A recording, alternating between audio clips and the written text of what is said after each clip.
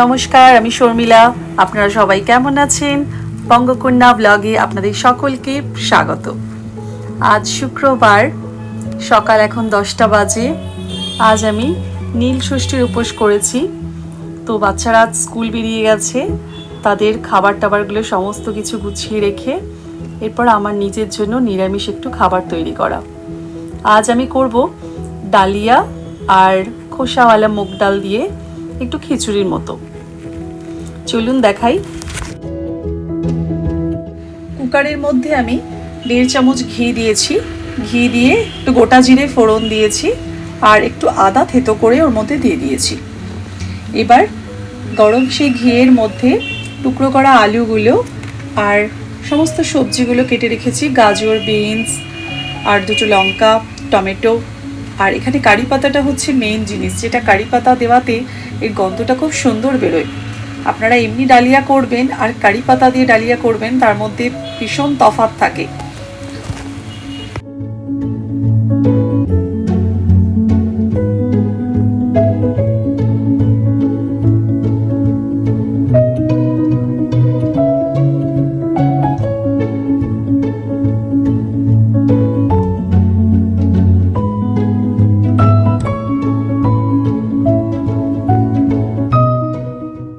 আমি এগুলো সমস্ত নাড়াচাড়া করে এবার একটু পরিমাণ মতো নুন দিয়ে দেবো আর পরিমাণ মতো হলুদ, কারণ নিরামিষের তো আমি এখানে সন্দক লবণ ব্যবহার করেছি। এবার এগুলো একটু ভাজা ভাজা হয়ে গেলেই এই খোসা সমেত মুগ ডালটা আমি তার আগে 1 কাপ মতো ভিজিয়ে রেখেছিলাম একদম ভোরবেলা, তো সেটা আমি এখানে দিয়ে দেবো জল ঝরিয়ে। লাস্টে টমেটো দিয়ে এবার একটু নাড়াচাড়া করব। করার পর এখানে সবজিগুলো সমস্ত নাড়াচাড়া করে এরপর আমি একটু পরিমাণ মতো গুঁড়ো লঙ্কা, একটু জিরের গুঁড়ো, এগুলো সমস্ত দিয়ে সবজিগুলোকে ভালো করে একটু ভাজবো। দেখুন একটু ভাজা ভাজা হয়ে গেলে, একটু তেলটা ছাড়লেই আমি তারপরে ভিজিয়ে রাখা যে ডালিয়াটা রেখেছি জলটা ঝরিয়ে, সেটা এরপরেই আমি দেব। দেখুন ভালো করে ভাজা ভাজা হয়ে গেছে। এরপরে ভিজিয়ে রাখা ডালিয়াটা আমি এর ওপরে ঢেলে দিচ্ছি। সেটাকে দিয়েও ঢেলে দেওয়ার পরেও ভালো করে একটু নাড়াচাড়া করব। এই দেখুন কিরকম দেখতে লাগছে। আমি এবার আন্দাজ মতো একটু জল দিয়ে একটু অল্প করে একটু চিনি ছড়িয়ে দিয়েছিলাম, দিয়ে এবার কুকারটা ভালো করে বন্ধ করে দিই। এবার অন্যদিকে চলুন একটু পুজোর ব্যবস্থাগুলো করি। আমাদের বাড়িতে যে দুধের বটল আসে সেটা হচ্ছে পিওর কাউ মিল্ক। তো এখান থেকে আমি মহাদেবের পুজোর জন্য একটু দুধ নিয়ে নেব, তার সাথে একটু গঙ্গার জলও মিশিয়ে নেব। এরপর আমি বাড়ির গোপালকেও সেই দুধ দিয়ে পুজো দেব। চলুন এরপর পুজোর জিনিসগুলো গোছাই।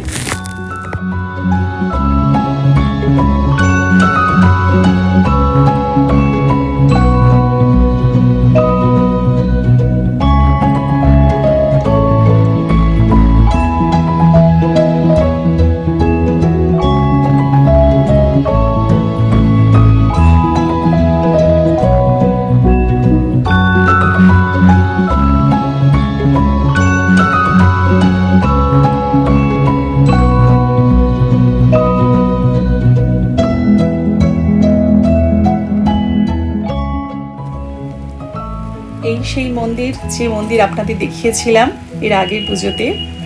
চলুন এবার পুজোটা সারি।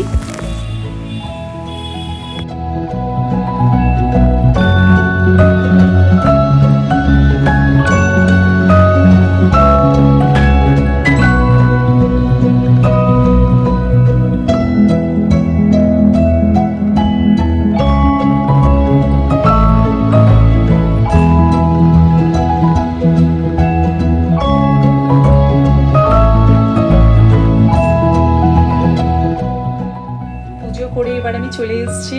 এবার দেখুন খাবারটা খেতে বসেছি আর একদম সঙ্গে সঙ্গে বুবু তারপর চলে এসছে। পাশে রেখে দেওয়া কোকটা দেখুন কিরম তুলে নিল। এবার চলুন আমি আমার নিজের খাবারটা কমপ্লিট করি, তারপরে তো বুবুকে দেবো খেতে।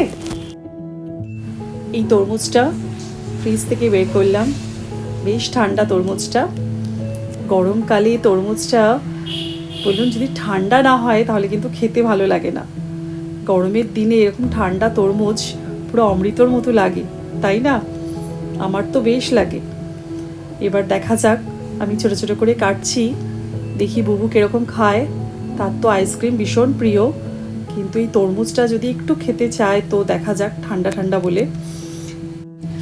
এবার একটা বোলের মধ্যে তুলির জন্য একটু ছোট ছোট করে কেটে রাখি, বুবুকেও দিই। চলুন আজকের মতো এখানেই শেষ করছি। ব্লগটা কিরম লাগলো আপনারা জানাবেন আমাকে কমেন্ট করে, ভালো লাগলে একটা লাইক শেয়ার করে দেবেন। আজকের মতো এইটুকু, আবার দেখা হবে নতুন ব্লগের সঙ্গে। টাটা।